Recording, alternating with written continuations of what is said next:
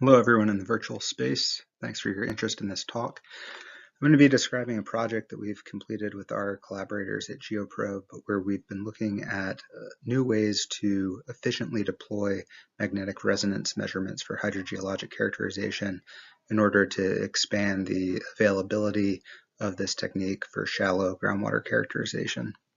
So these are the two technologies we're looking at bringing together, both of which are well established for groundwater characterization. We have NMR well logging, which is a borehole geophysical measurement used to directly characterize the hydrogeologic properties of the formation, and direct push profiling, which is a way of very efficiently drilling in shallow, unconsolidated materials and for profiling subsurface properties using sensors that are embedded on the drill rods. Some of you listening to this talk may not be familiar with NMR logging, so I'd like to just give a quick overview of the methodology. This is a geophysical measurement that is directly measuring the hydrogen groundwater, and it's this direct nature of the measurement that distinguishes it from other borehole geophysical techniques. By directly measuring hydrogen in groundwater, NMR provides quite unambiguous hydrogeologic characterization. The data that are produced from an NMR log include direct measurement of water content, as well as classification of the bound and mobile porosity fractions. And NMR logging also provides estimates of hydraulic conductivity, which is one of the main value products of the technique. And like other borehole geophysical measurements, of course, the data are acquired as the tool is lowered through an existing open hole or PVC cased well. To briefly review the physics, NMR stands for nuclear magnetic resonance. Nuclear not because there's a radioactive source, there's no radioactive source involved, but because we're measuring the hydrogen nucleus. We're using the same physics actually as medical MRI. In medical MRI, we're detecting the hydrogen in biological tissue, and in geophysics, we're measuring the hydrogen in pore fluids, such as H2O. So what we measure is actually the response of the hydrogen to a magnetic field perturbation. If we put our sample in a static magnetic field, the hydrogen are polarized and give rise to a net magnetic moment. And we measure this magnetic moment by transmitting an AC radio frequency magnetic pulse that excites the hydrogen into a higher energy state. After the pulse, in this excited state, the hydrogen will precess about the background field, and we measure this oscillating signal as the hydrogen precess and relax back to equilibrium with the background field. We can take a quick look at the petrophysics relating the NMR response of a material to its hydrogeologic properties. Most simply, the initial amplitude of the NMR signal is directly proportional to the number of hydrogen in the sample, or the volumetric water content. So this would be the soil moisture in the unsaturated zone, or in the saturated zone, the porosity. And it's important to note that this determination of porosity is independent of lithology. This relationship holds whether you're talking about a clay, a silt, a sand, or fractured rock. The decay behavior of the NMR signal, or T2 relaxation time, conveys information about the pore size. This is because water molecules diffusing around the pore space interact with the grain surface and lose energy the more frequent these interactions are. So in pores with a small pore size or a small volume to surface area ratio, the T2 relaxation time will be short, and in larger pores, the T2 relaxation time will be long. So of course, in realistic geologic materials, we don't just have one pore size, we may have a distribution of pore sizes. So what happens is that all of the pores contribute in summation to the net observed decay. So water that's in small pores contributes signals with a short relaxation time, and water in larger pores contributes signals with a longer relaxation time. So the net observed decay is the sum of all the decays from all the pores, and we can fit this decay as a multi-exponential decaying function. In doing so, we end up with the T2 distribution, which can be thought of as a pseudo pore size distribution. The total area under the curve is the total water content, and we can use empirical cutoff times to associate the fraction of water that is bound in smaller pores from the fraction of water that is more mobile in larger pore spaces.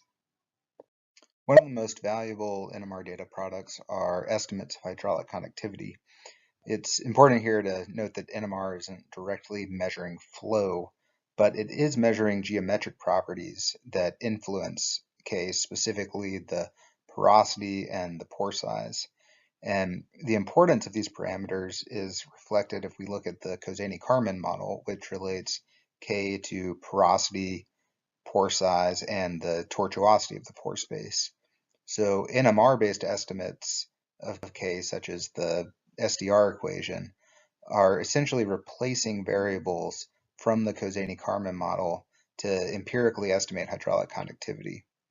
It's empirical because NMR doesn't directly measure pore size and it's not sensitive to tortuosity, so lithologic calibration factors are typically applied for NMR K estimates in different types of geology.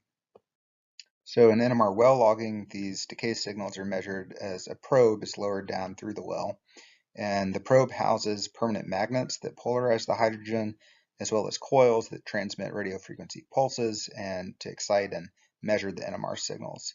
So the sensitive zone of the measurement is a very thin shell, and by measuring at lower frequencies, we can push the shell further into the formation, which is important because there may be drilling disturbance close to the well. At each depth, we measure the NMR decay curve and determine the T2 distribution. So then in the NMR log, we first see the T2 distributions, or pseudo-pore size distributions, as a color map with smaller pores to the left and larger pores to the right. Then we have the volumetric water content, total water content, as well as fractional classifications here showing the mobile water, capillary bound water, and clay bound water. And finally, the NMR K estimates, here showing two different empirical models for estimating K. Coming back to this picture, we can identify one of the main motivations for this project. Physics fundamentally limits how far we can push this sensitive shell into the formation. And in a lot of boreholes, there may be a large annular space or significant washouts, which will compromise the NMR data. So not all existing wells are appropriate for NMR logging, and this is one of the reasons for leveraging the technology of direct push profiling. So in direct push, percussive hammering is used to drive rods with a cone point to depth. It's a very efficient drilling method in unconsolidated geology, very low impact, and can be used at sites with limited access. As you can see, this geoprobe rig moves around on tracks. One of the advantages of the technique, especially at contaminated sites, is that no drill cuttings are generated, so there's no disposal cost or risk of exposure to contaminated materials. But beyond being a method for drilling, it's also a method for characterization because sensors can be embedded in the rods that allow for measurement of things like electrical conductivity, vapors from contaminants, or injection of water to estimate hydraulic conductivity. The challenge of deploying NMR by direct push is that the NMR magnetic fields can't penetrate the steel rods, and there's also extreme stress from the percussive hammering. But several years ago, VistaClare and GeoProbe developed a straightforward solution, which is to drive hollow, empty rods to depth, and then once the rods are at total depth, the NMR tool is loaded into the rods and injected out the bottom of the rod so that the sensor's exposed to the formation and logging can be performed as the rods are extracted. So in the previous implementation of this approach, given the challenges of making a really small NMR tool to go inside the rods, we opted for a solution with GeoProbe's larger 3¼ inch rods and designed the JP238 sensor with a 2.38-inch OD that could fit through the rods for deployment.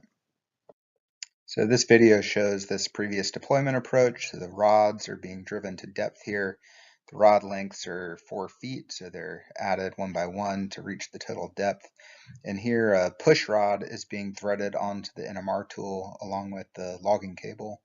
The push rods are important because the tool has strong magnets inside and the rods are steel, so the probe actually has to be physically pushed through the rods with these push poles that can be added one by one on top of each other. Before popping the tool out or ejecting it, the rods are filled with water to create a positive pressure so that sediments don't rush into the rods when the tool is deployed. So you can see here the tool is ejected and then measurements are performed as the tool is taken out of the hole. Here the log is complete and you can see the tool left hanging from the bottom of the drill rods.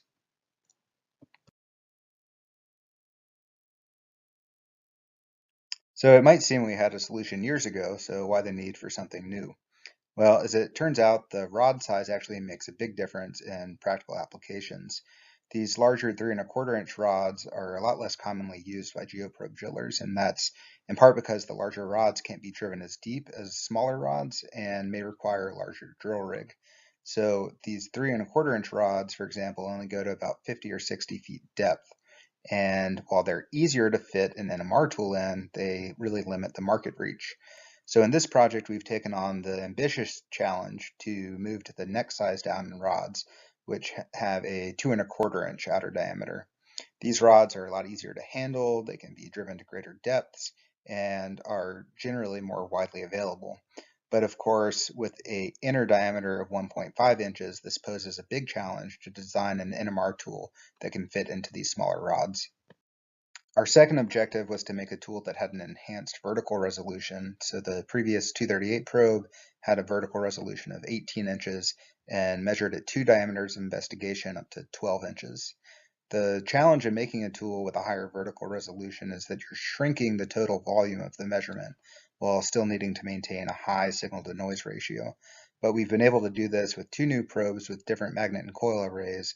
One that we'll refer to as the 140N has a vertical resolution of 9 inches, and the 140J has a vertical resolution of 3.5 inches. Both of the tools have 2 diameters of investigation of around 5 to 6 inches and an echo time of 500 microseconds. So the project proceeded in multiple stages. In the summer of 2020, in parallel, GeoProbe explored the mechanical deployment of a 1.4-inch dummy probe through 2¼ inch rods, while Vista Clara developed and optimized the NMR sensors. Then we finally were able to do fieldwork in the fall of 2020, remote using TeamViewer and of course socially distanced. And in these measurements, we were confirming the feasibility and performance of the tools, assessing the repeatability and precision of the measurements, and also comparing the 2 probe types and comparing the NMR data to other hydrogeologic data sets.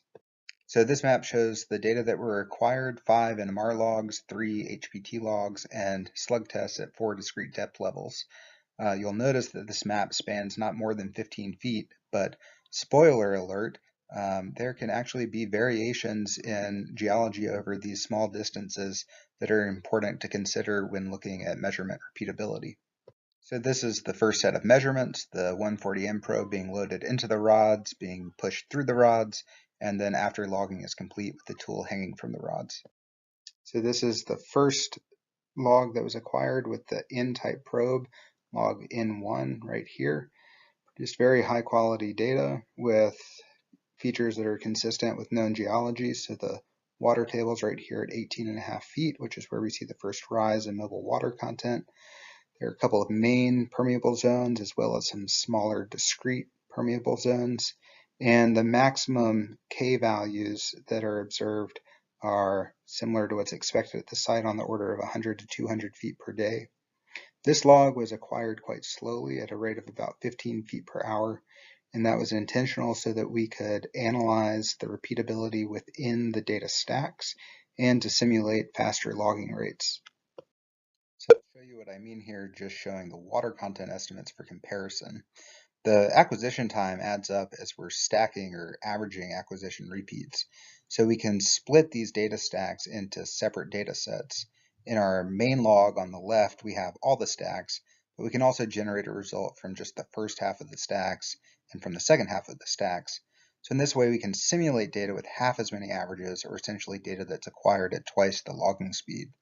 And we see here that by increasing the logging speed, we end up with essentially the same result. So this not only confirms the repeatability of independent data, but also confirms that the data could be acquired at a faster logging rate. So we're also interested in comparing the N-type probe to the higher resolution J-type probe. So we're comparing here N1 to J2, located just a little bit to the east. You can see shows very similar structure, similar quantified parameters, but of course a higher vertical resolution with finer scale variability that's evident in the data. In order to compare these measurements at different resolutions, it's helpful to actually take the higher resolution J2 data and integrate over 3 vertical levels to produce something that's at a similar resolution to the N-type log.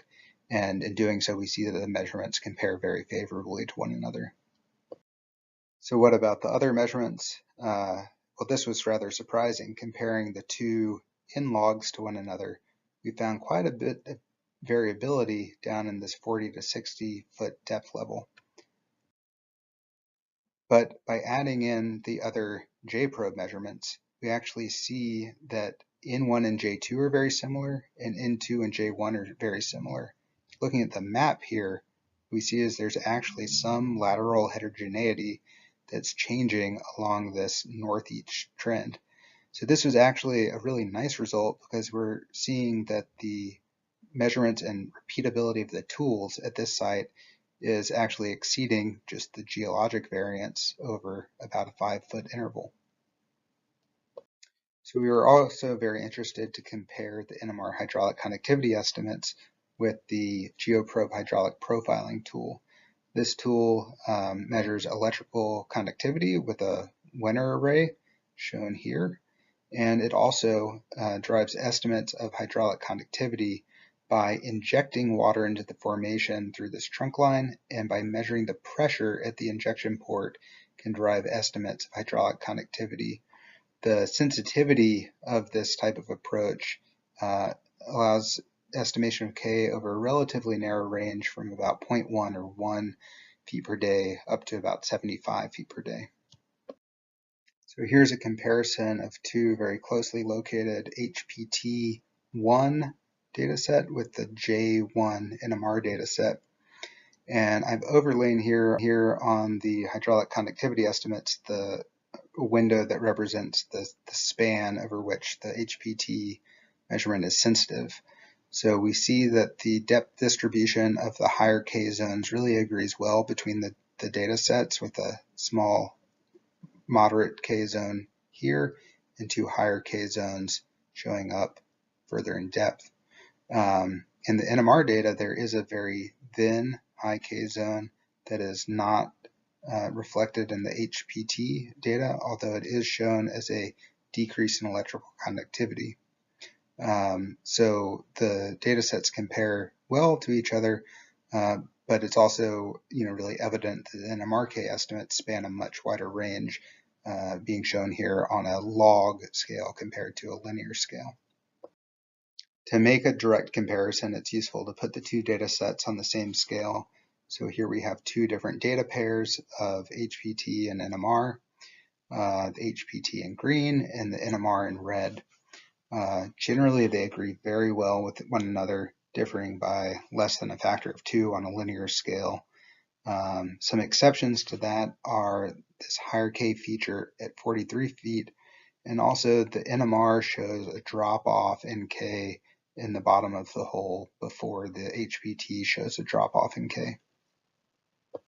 Because we love data, we added one more data set into the picture, which are discrete pneumatic slug test measurements that are performed with this discrete slug test tool at 4 of the depth levels shown here in black. And we see that the slug test K estimates agree well with both data sets, possibly in this lower location more closely aligning with the K estimated from NMR.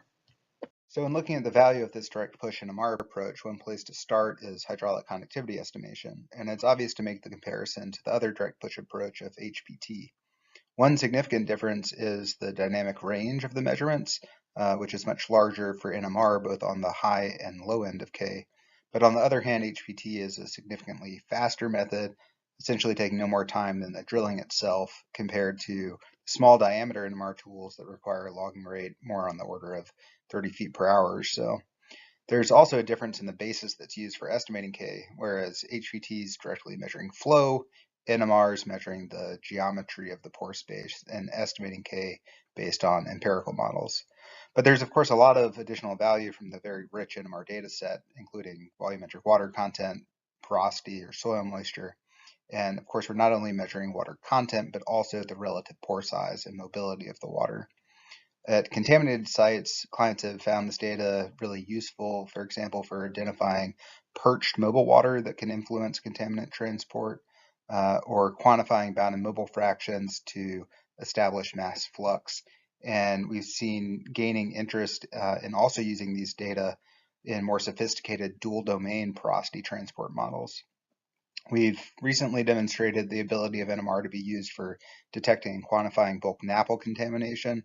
So this also might be a useful complement to direct push NAPL fluorescence data sets. But of course, the highest level advantage of combining NMR with direct push is that the NMR data can be acquired more efficiently, more immediately, lower impact for efficient shallow site characterization. So in conclusion, we've successfully developed high-resolution NMR sensors that can be combined with these widely available 2 1/4-inch geoprobe rods. We've validated the sensors in terms of repeatability and also in terms of agreement with other hydrogeologic measurements. We've developed 2 sensor variants, both with an OD of 1.4 inches. The J-type probe has a very high vertical resolution, whereas the N-type probe is optimized for faster logging speeds. By focusing our approach not just on the performance of the sensors, but also the practical requirements for drilling, we hope that this work will lead to wider availability of this technology and expanded applications for shallow site characterization. I'd like to acknowledge our phenomenal collaborators at GeoProbe and funding from the U.S. Department of Energy. Thank you for watching this video from Vista Clara. If you have questions or would like more information, visit www.vistaclara.com.